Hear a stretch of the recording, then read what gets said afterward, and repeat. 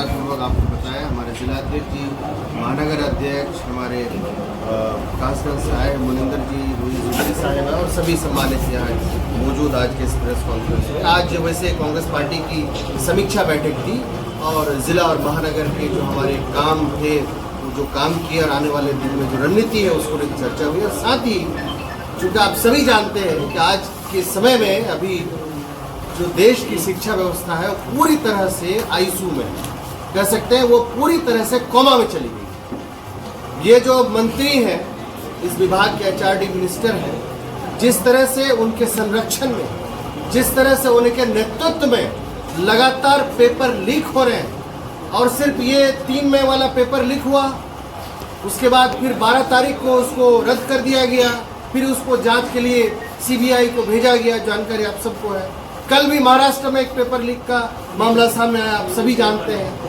तो ये जो लगातार पेपर लीक हो रहे हैं, इसके पीछे रणनीति क्या है, साजिश क्या है?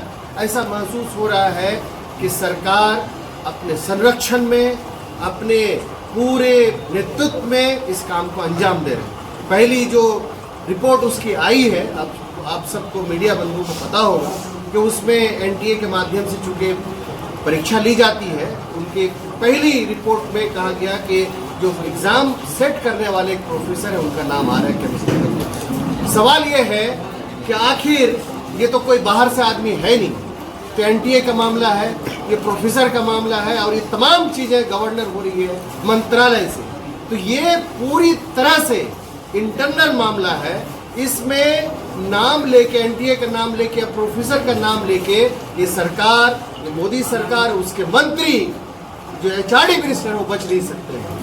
तो पिछले दिनों आपने देखा, चाहे नीट का परीक्षा पेपर लीक का मामला हो या पिछले 5-10 साल से अगर आप देखिएगा तो इसमें सैकड़ों पेपर लीक हुए हैं। और दोबारा जब उसका एग्ज़ाम देने की बारी आई तो दोबारा एग्ज़ाम देने से पहले ही इस तरह की बात आई कि उसको रद्द कर दिया गया। तो ये तमाम आंकड़े, चाहे इंडिया टुडे की रिपोर्ट हो, चाहे न्यूज़ लॉन्ड्री की रिपोर्ट हो, चाहे आप लोगों के अलग अलग प्रेस की रिपोर्ट हो, वो तमाम चीज़ें मौजूद हैं।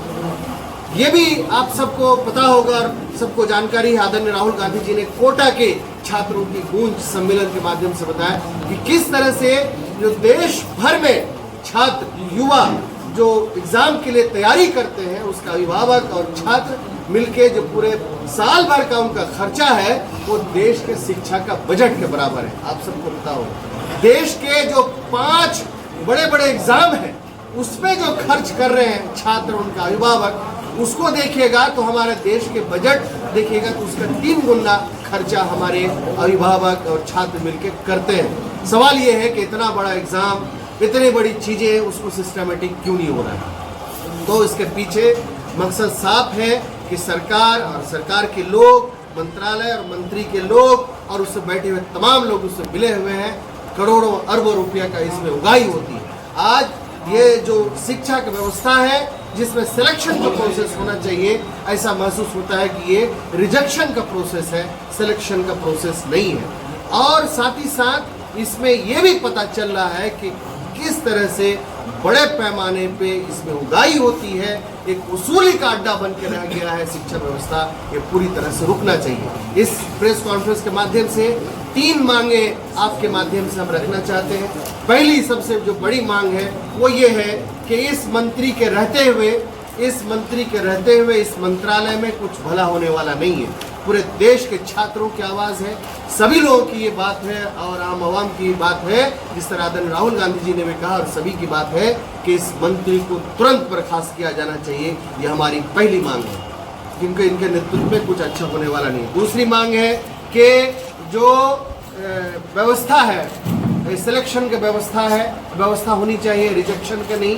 ये जो नीट का परीक्षा और तमाम परीक्षा की व्यवस्था बिल्कुल अच्छी होनी चाहिए, उसमें किसी भी सूरत में पेपर लीक का मामला नहीं आना चाहिए, उसके लिए एक मजबूत व्यवस्था कायम हो।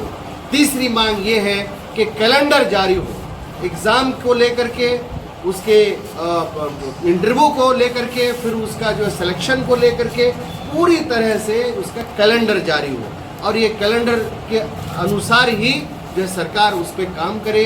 ये नहीं कि आज फिर रद्द हो गया, फिर आगे बढ़ गया, उसका एक तरीके से कैलेंडर जारी हो, किस दिन एग्ज़ाम होगा, किस दिन इंटरव्यू होगा, किस दिन सिलेक्शन होगा, फिर नौकरी में जाते हैं तो उनकी ज्वाइनिंग किस दिन होगी। ये तमाम चीज़ें कहीं न कहीं संस्था शिक्षा व्यवस्था में होनी चाहिए। ये हम लोगों की 3 मांग है। मुख्य मांग यही है कि सरकार के इस भ्रष्ट मंत्री को तुरंत बर्खास्त कर देना चाहिए, तभी इस व्यवस्था में तो सरकार ने अभी तक इस मंत्री को, अगर ऐसा नहीं होता है तो पार्टी की आगे की रणनीति क्या रहेगी? आप सभी जानते हैं कि आदरणीय राहुल गांधी जी ने छात्रों की गूंज के कार्यक्रम के माध्यम से, अभियान के माध्यम से कोटा में एक बड़ी रैली हुई।